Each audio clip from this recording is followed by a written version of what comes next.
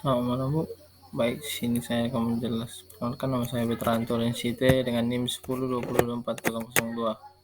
Baik, di sini saya akan menjelaskan penyajian data diagram, macam-macam diagram, karakteristiknya, diagram batang, diagram lingkaran.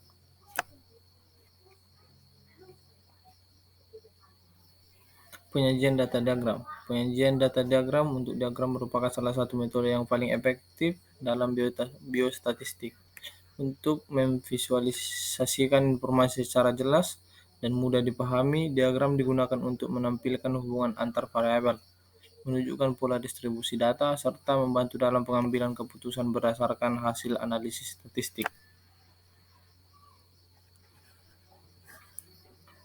Macam-macam diagram dan karakteristiknya. Yang pertama, diagram batang.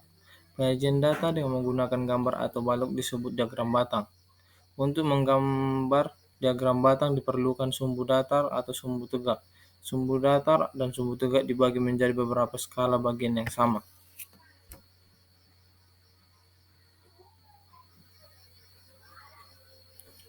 Pertama, diagram garis. Diagram garis digunakan untuk menggambarkan keadaan yang serba terus-menerus dalam periode waktu yang tetap atau berkesinambungan. Misalnya, suhu badan tiap jam, jumlah penjualan mobil tiap tahun, jumlah produksi tiap tahun, dan lain-lain. Pada diagram garis terdapat dua sumbu, yakni sumbu datar dan sumbu tegak. Sumbu datar menyatakan waktu, sedangkan sumbu tegak menyatakan kuantum atau nilai data, nilai jumlah biaya, pendapatan, dan sebagainya. Penyajiannya menggunakan gambar garis lurus. Yang kedua itu diagram lingkaran. Untuk menggambarkan diagram lingkaran, menggambarkan sebuah lingkaran, lalu dibagi-bagi menjadi beberapa sektor atau jaring. Banyak sektor dalam lingkaran menyatakan banyak keterangan data yang disajikan. Sedangkan besar sudut pusat untuk masing-masing sektor sebanding dengan besar nilai data yang disajikan. Dianjurkan titik pembagian mulai dari titik tertinggi, contohnya sebagai berikut.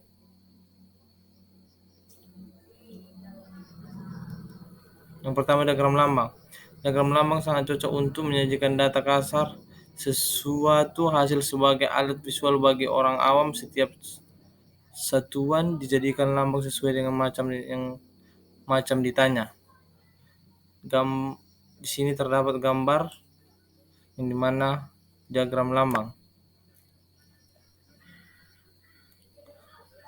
Diagram peta atau kartogram. Diagram peta sangat cocok untuk menyajikan data yang ada hubungannya dengan tempat kejadian.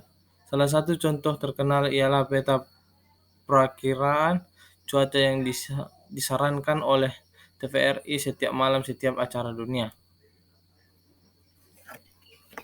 Baik, di sini kita akan membahas soal kasus sebuah rumah sakit mencatat jumlah pasien yang datang dan untuk konsultasi di poliklinik tertentu selama 5 hari berturut-turut.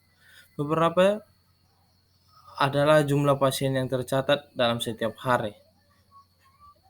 Harinya Senin, Selasa, Rabu, Kamis, Jumat. Jumlah pasien di hari Senin itu 45, di hari Selasa 55, di hari Rabu 50, di hari Kamis 60, di hari Jumat 40. Yang pertama itu buatlah diagram batang yang menggambarkan jumlah pasien yang datang setiap hari selama 5 hari tersebut. Yang kedua, berdasarkan diagram batang yang telah dibuat, apa hari dengan jumlah pasien terbanyak, hari apa jumlah pasien yang paling sedikit.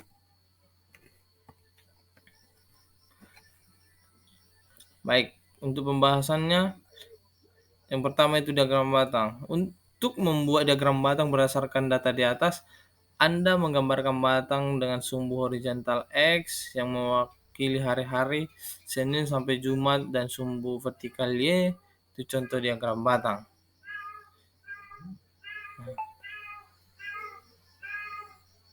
Seperti yang tertera.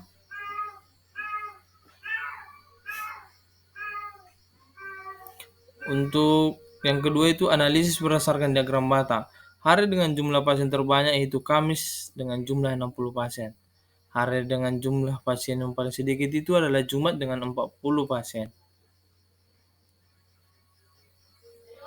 Soal kasus yang kedua, diagram garis. Diagram garis menggambarkan perubahan data dari waktu ke waktu.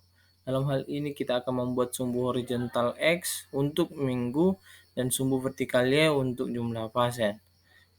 Minggu pertama itu 50 pasien, minggu kedua 75 pasien, minggu ketiga 100 pasien, minggu keempat 120 pasien.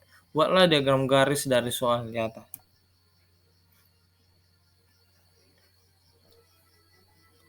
Nah, untuk jumlah pasiennya di minggu pertama, minggu kedua, dan minggu ketiga. Di minggu pertama itu ada 50 pasien, minggu kedua itu ada 80 pasien, di minggu ketiga itu ada 100 pasien, di minggu keempat ada 120 pasien, dan seterusnya. Baik, sekian dari pembahasan saya, Bu. Selamat malam. Terima kasih.